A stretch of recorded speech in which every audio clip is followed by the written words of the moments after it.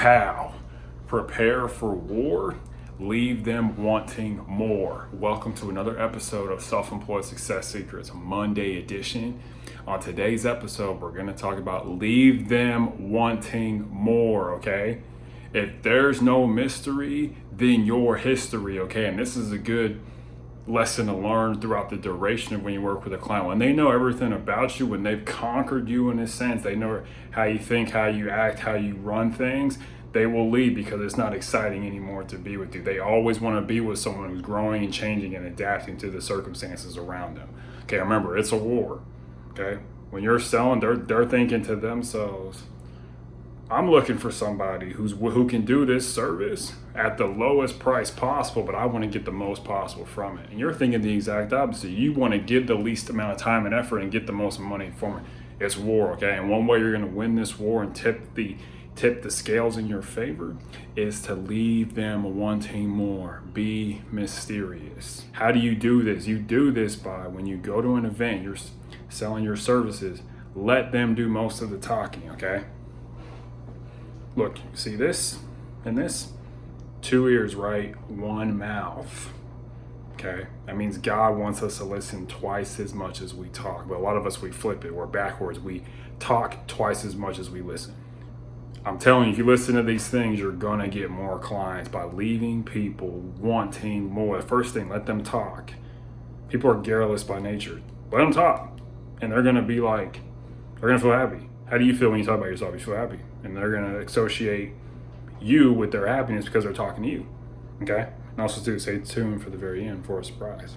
But this information is important because it's going to help you sell. It's going to help you get more clients by just listening and understanding that leave them wanting. Another way to get people, prospective clients, wanting more is to get on a tangent that excites them. If they want to make more money, and your product or service can do that, start talking about them. Remember, make it all about them all the time.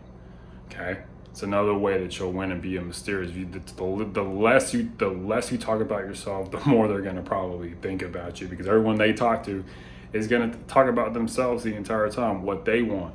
Okay? There was a book put out there.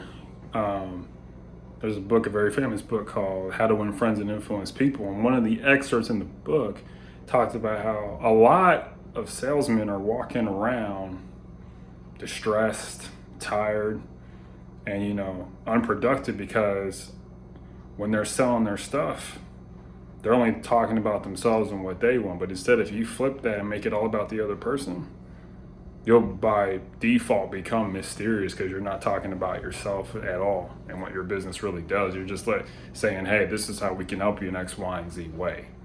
Okay, so the first way to get people to be mysterious is to maintain your mystery in the eyes of them. Remember, if you're not a mystery, you're going to be history.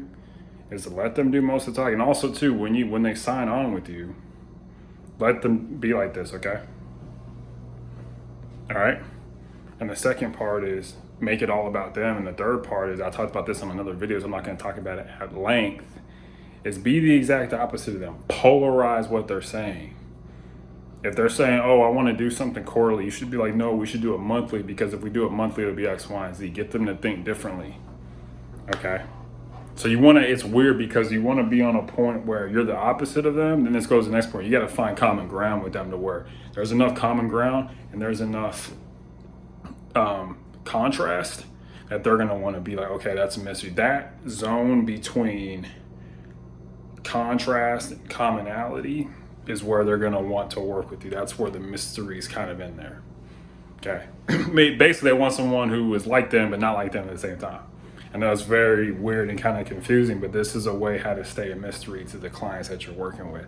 And another way to stay a mystery is to always be getting better and having experiences that make them want to work with you, okay? Increasing your status in a sense, okay? So just keep these in mind. Leave them wanting more. Now, this leads to the last part, okay, which is a surprise. Today's surprise is to keep a client's interest, be unpredictable, okay? One way you can be unpredictable is like send them a gift or waive the fee on their birthday, or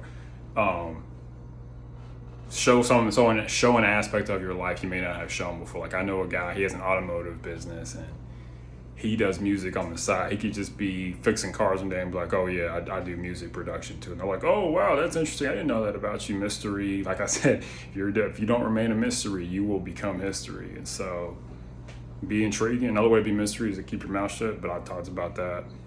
It's kind of the flip side of letting them talk garrulously. So yeah. So if you want to keep client interest, this is really good intel. If you have current clients, it's just be a mystery, okay? Be unpredictable, do different things, continue to grow and expand, develop and adapt. And you'll win in that regard, okay? So remember this, lastly, is always unsuccessful people make decisions based on their current situations. But successful people, you hopefully make decisions based on where you want to be. Okay, bye.